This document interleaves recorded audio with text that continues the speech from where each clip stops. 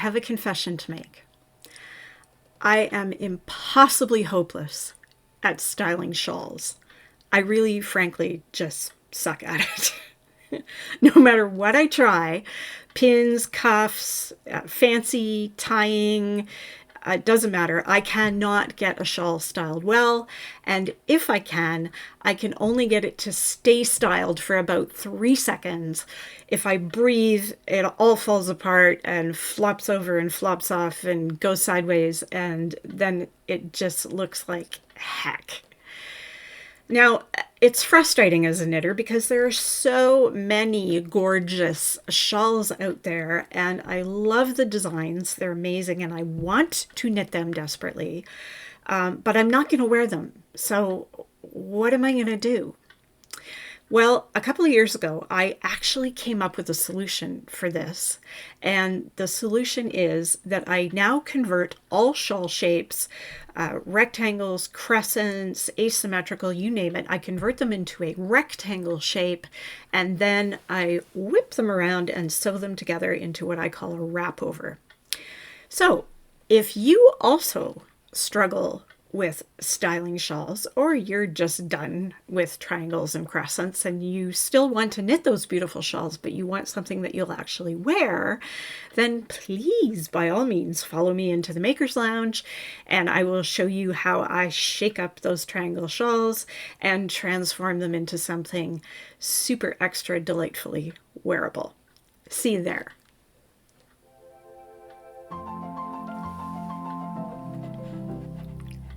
Okay, I know it's a really sad story, and it might be one that you're familiar with, but like I said, I have knit so many beautiful shawls over the years, and I do not wear them.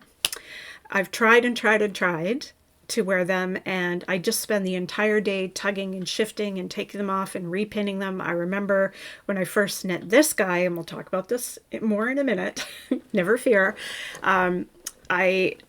the first day I wore it, I was constantly taking it off and putting it back on again. And, you know, it was just driving me nuts. I couldn't wear the darn thing, and I really wanted to. It was beautiful, and it was cold. I was in Banff, and it was making me crazy. Anyway, it was after that I figured out how to transform it to this, but we'll get there in a minute. I'm getting ahead of myself.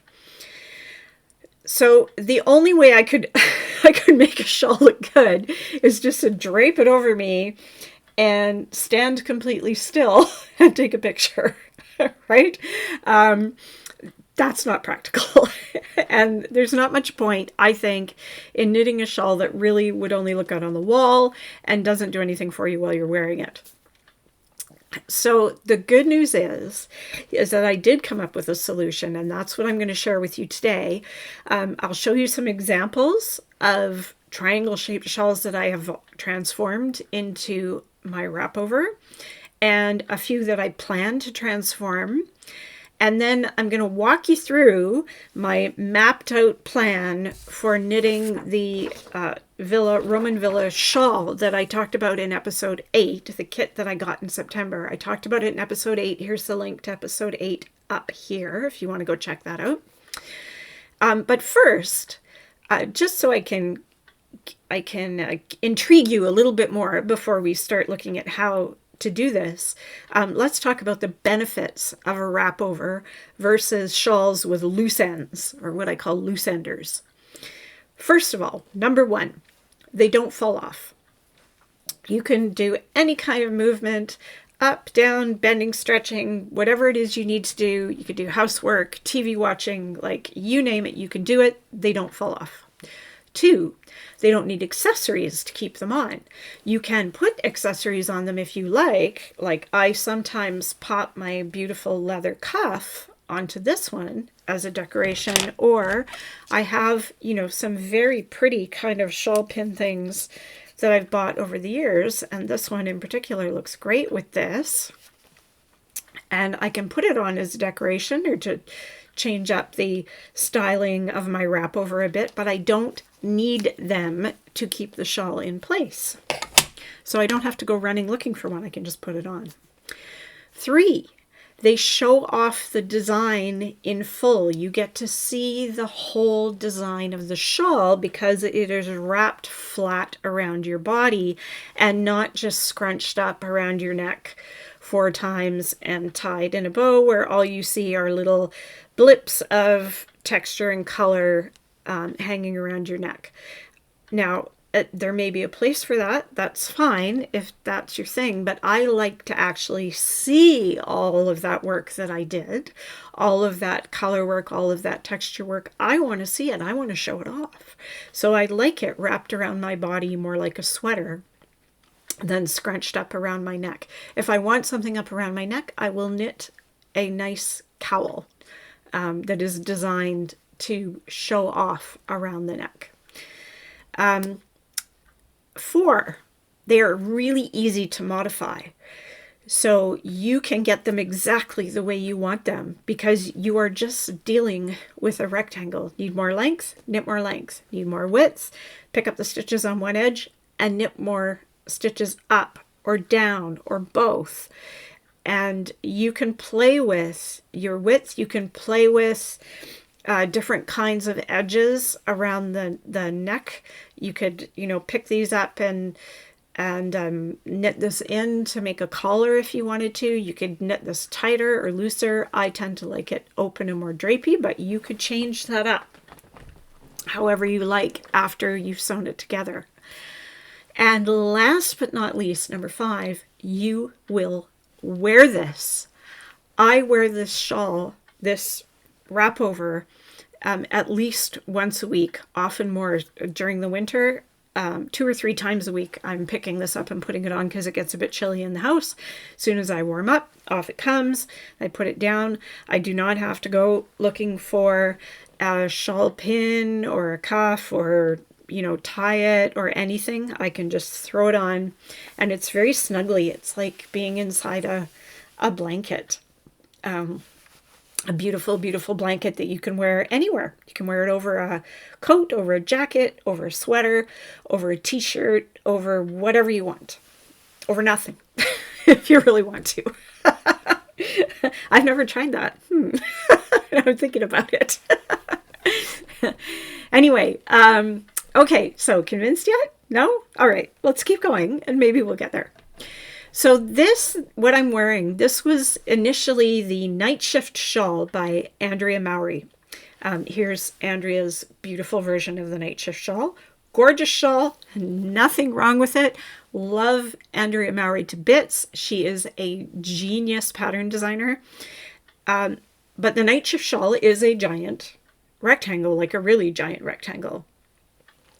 And I had knit a Nightshift in the rectangle shape initially, and it came out beautifully. I used a bunch of scraps for my stash. It was fantastic. I wore it maybe twice and then I never wore it again. I actually ended up giving it away this year to a charity knitting sale because I just wasn't wearing it, and I had this one, so I didn't feel inclined to reknit it. I was going to reknit it into a wrap, but I didn't see much sense in having 2 of them, so I gave that one away. Anyway, I digress, as I am wont to do. So this was the Nightshift shawl. I had already, when I first knit it, decided to make it a parallelogram instead of a triangle. That was a complete disaster. If you want to read more about that, I have it in a blog post on my blog at www.Knicoleknits.com. The blog post is called A Pointless Wrap, and that's what this is. And I will put a link to it down below, of course. So I knitted into the parallelogram. That didn't work. I fought with it all day, and then I reknit it into a rectangle, and then realized that I could bring it around and sew it up and turn it into this sort of poncho wrapover style. I call it a wrapover. And now I wear it constantly. It's fantastic. So then I got really excited about my shawls. Thought, oh, what else can I do this with? And this Laurelie shawl that I knit, you can see it here in its original triangle shape form, has 3 elements to it. It's got a garter stitch element and a mosaic element and a lace element. And you can see I just have it draped over my shoulders, looking pretty for the photo. And then to actually wear it, again, you can see I have to wrap it around my neck. And it disappears a bit, like all of that beautiful work. The colors are there, but the rest of the work just gets lost in the wrap around the neck. So I frogged it back completely. I reknit it into a long rectangle. You can see in this photo here, the reknit stage. And then took the short end, wrapped it around, brought it around, sewed it to one edge of a long end, and voila! I have this beautiful wrapover that I actually wear that shows off all of the lovely elements of this shawl. Now, this is a lighter weight one, so it's more a spring summer weight. This is a lovely squishy warm worsted one, so this is more my winter one. But I wear this a lot, whereas it was just languishing on a shelf for years because I wasn't wearing it. So a few others that I'm planning to convert are my CoLab shawl. And CoLab was designed by Amor Esperanza. And I first saw this sample at Vogue Knitting Live in New York City in 2017. That was fun. And I bought up the yarn. I loved the kind of architectural element of it. I absolutely love the architecture in New York City. New York City fascinates me no end. And so this shawl, I think of it as my New York shawl. It just reminds me of New York. And I love it. I wore it a couple of times after I first knit it. Every time I look at it, I'm like, oh, I love it so much. But I do not wear it because I don't know what to do with it. Like I'm not one to just walk around with a shawl draped over me like this. This is not me. So it has to be styled somehow, but the minute you start styling it, you start losing the qualities of the shawl.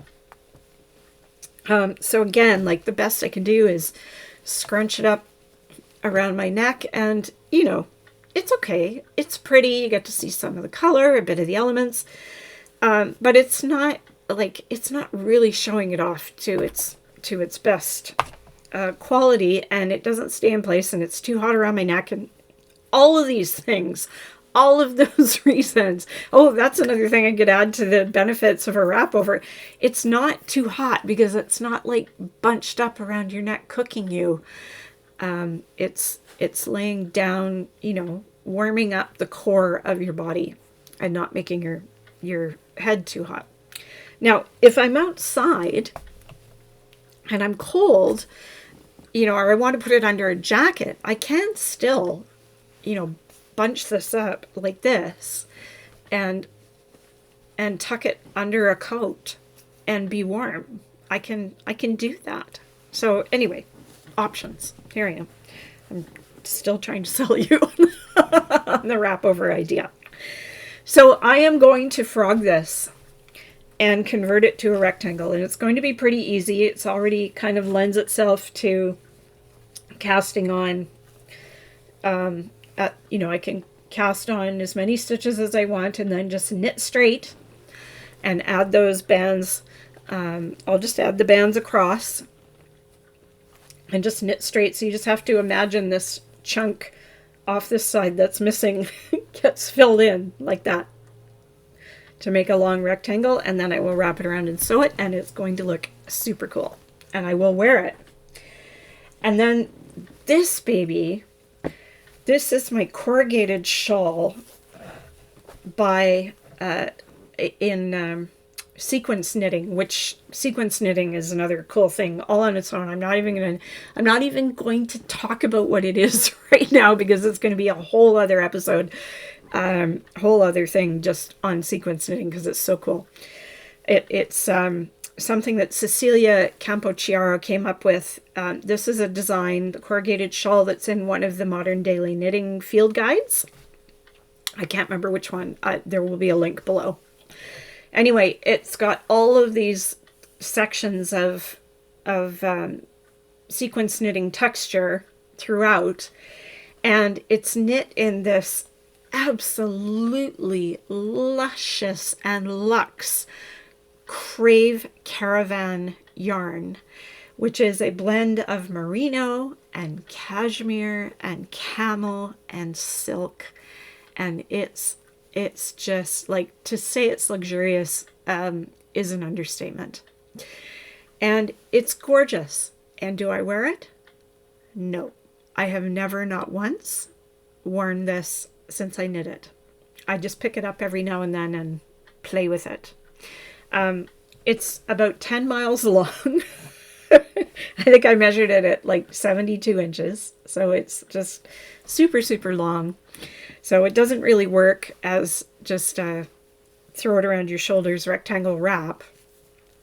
And it's too narrow for me just to frog it back and sew it into a wrapover as is. So what I'm going to do is I'm going to frog it back. I'm going to pick up stitches along the long edge, and I'm going to do some narrow bands of the sequences that got frogged along one side to widen it up a bit, and then I will stitch it into a wrapover, and away we go. So keep an eye out for this one in one of my podcast episodes, because it's just, oh, now that I'm just petting, I really need to do this soon because this yarn is too much.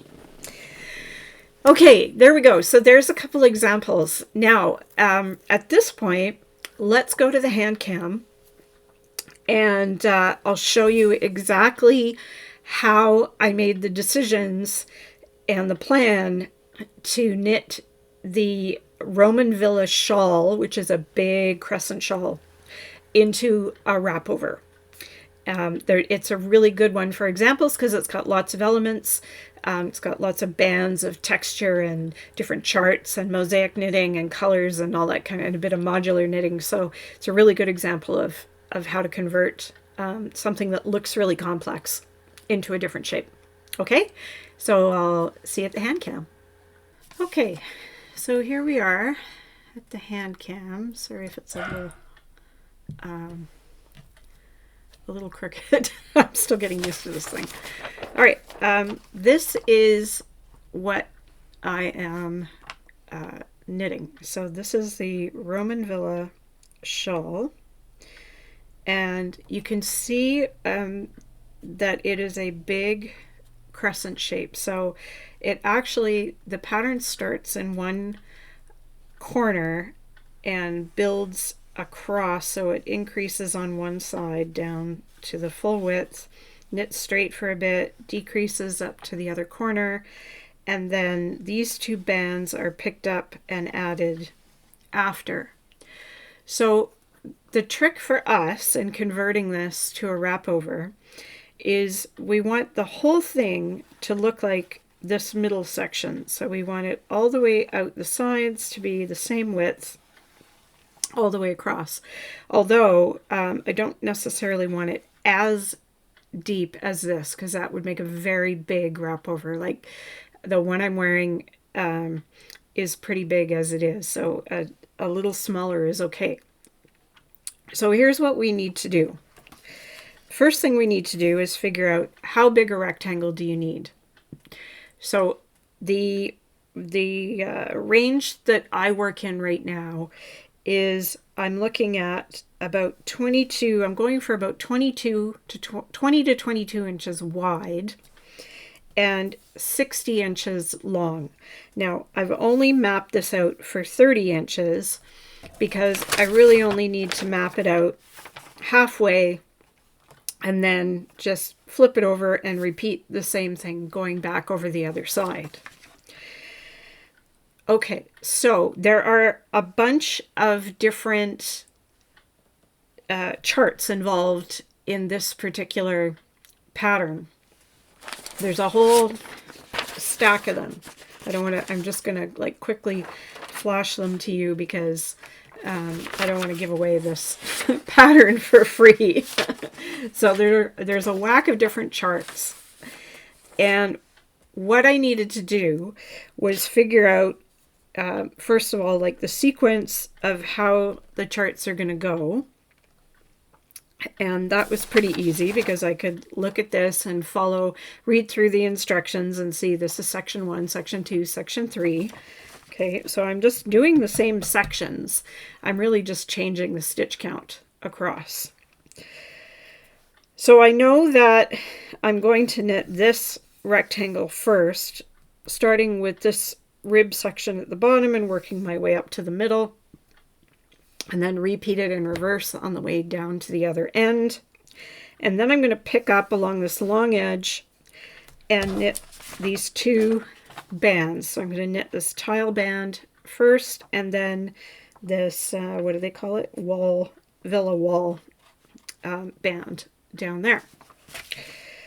So how many stitches should I cast on? Because I've got, 1, 2, 3, 4, 5, 6 different charts in here, and they may all have different repeats of stitch counts. So we got to take a look at them and see what the repeats are.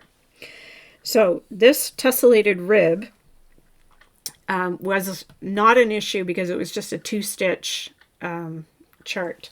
And here I've started knitting this already, so I can show you what it looks like. So this is the tessellated rib here. So it's just a 2-stitch repeat. So any number of stitches will work for this. The next section is called wall fresco.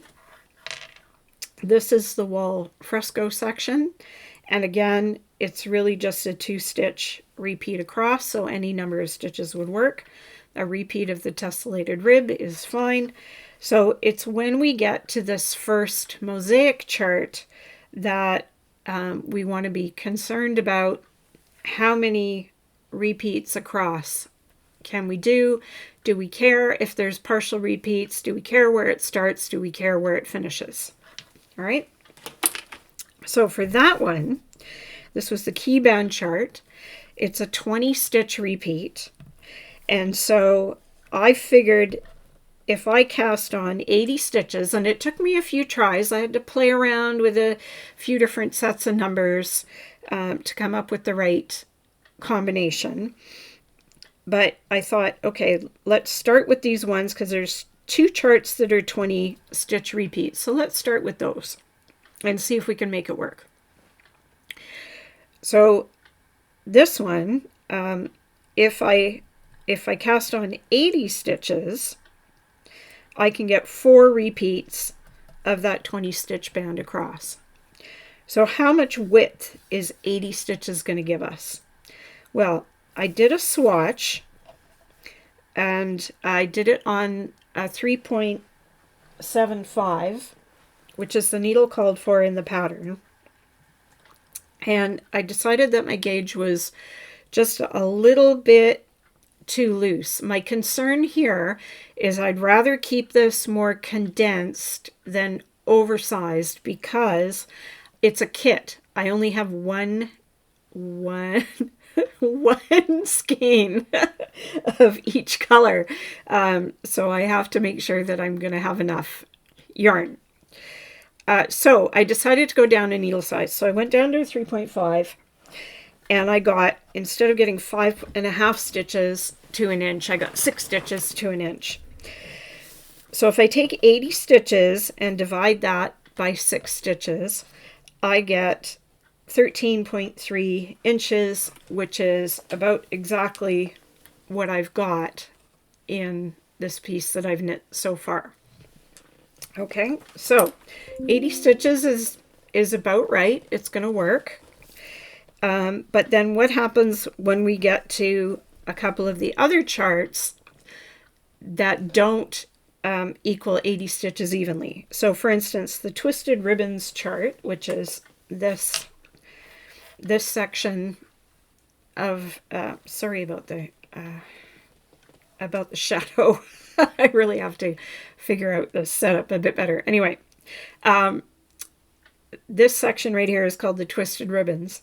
This is a 12 stitch repeat. So if I divide 80 by 12 stitches, I get 6 repeats with some stitches left over.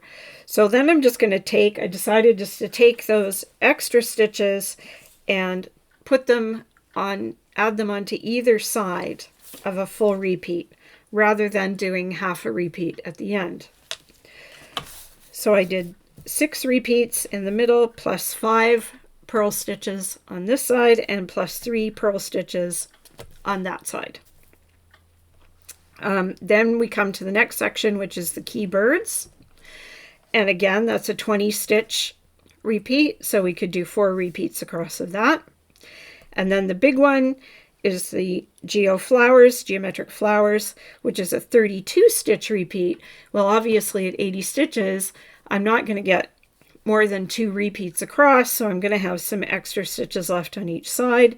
So I'm just incorporating those extra stitches on either side of the double repeat. So there's just a bit more of a stretch of solid color or non-textured knitting on either side of the geometric pattern in the middle, but I'm okay with that. I think it's going to be just fine. Not overly worried about it.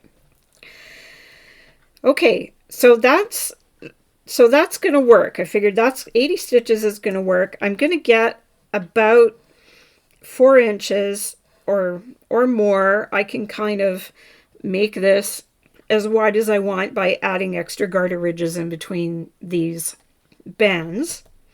But I'm going to get 4-ish inches over here, 4 to 5. And so that's getting me to about 17, maybe 18. So I'll have another 4 inches. I could do more bands on this side, or I could make these wider. I will figure that out after I get this section done, because then when I've got this rectangle done, I'll block it, I'll wrap it around, I'll see how I'll put it on, just, you know, loosely pinning the edges together, see how it looks and see how much more width I want. And then I can decide if I want to add some extra garter ridges in between these to widen this up, if I want to add a band up here, or just do an I-cord finish on that neck edge, because this will be the lower edge and this will be the neck edge over here. So then the next thing was, how much of each of this am I going to do to keep the proportions looking more or less like they are? Again, we're going to have to be a little bit flexible. This is 84 inches from tip to tip. We're not doing 84 inches on this version. We're only doing 60. So that's 24 inches fewer. So we can play around a bit with the length. They did a lot more length of this first stretch of rib there. They did like 14 repeats of it. I only did 7. I looked at how many repeats there were in this section right here, and I decided to do that many repeats here and then the same down here. So I did 7 repeats down here. I'll just bring this down again.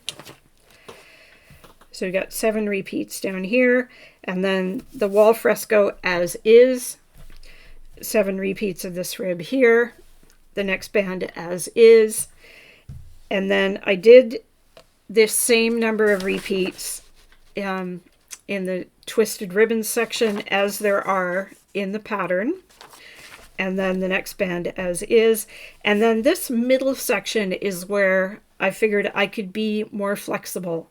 I'm not sure. I think there are 2 full repeats of it. No, there's like a repeat and a partial repeat in the actual design. There's like, it's very, very hard to see in this picture, but there's like 1 repeat plus another half of a repeat or so. So I can flex this center part to be whatever length I need it to be to get my my 30 inches halfway and then just repeat it down the other side. Okay, makes sense? Clear as mud?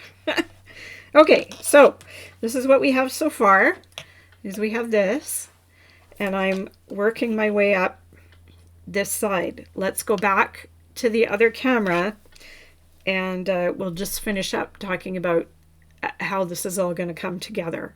Okay, see you in a minute. Okay, so here we go. That's essentially how I mapped out the shawl into a rectangle format. And here's to show you how it's coming along there. So you can kind of get a sense if I put it this way, that if I put it like the one, where's the seam? So the seam's over here. So this would be an end. So this would be here, sitting about like that, and this would start wrapping around the other shoulder. So the front will sit on me about like this. Okay, so that gives you an idea of how it's going to go. And then coming down this side will be another end that looks like this. So it will join up against this section right here. So the red is really going to be wrapping kind of around my back and my shoulder that way, the center red piece, which will be really nice from the back side. So yeah, I might want a bit more red, but there are the sections that go down below as well. Anyway, I will continue playing with this and give you an idea. I hope that this has given you kind of the concept of how you're going to look at the components that are in your pattern and do a bit of math to convert them to a rectangle shape, and then you just once you got your map good to go, then you just start knitting and off you go. And if you have to, you know, frog back and change things a bit, you're only dealing with, like here, I'm only dealing with 80 stitches, so it's really not that big a deal if I have to frog it back and then redo it a bit and, you know, kind of change up how I want to add things and stuff. So clear as mud. Anyway, I hope you found this interesting.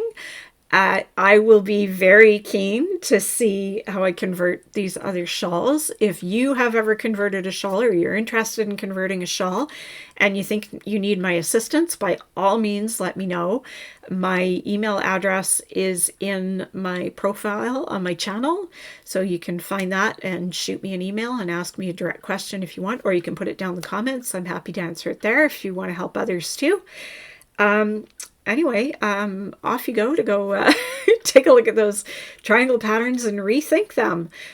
I see so many of them now that I would be absolutely thrilled to have in this form, and I know I would wear quite a bit. So it's kind of like an easy peasy fancy sweater without having to do all that shaping and fiddling and knitting sleeves.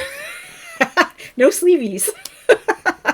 Anyway, I hope you enjoyed yourself. If you did, if you got anything from this, please give me, you know, that thumbs up, leave a comment. It's super helpful for my channel. And subscribe if you haven't subscribed already. And go check out my other content, yada, yada, yada. Anyway, see you next time. There'll be a new tutorial next week. Haven't decided what it is yet. It's going to be a surprise. Have a great week, everybody. Bye.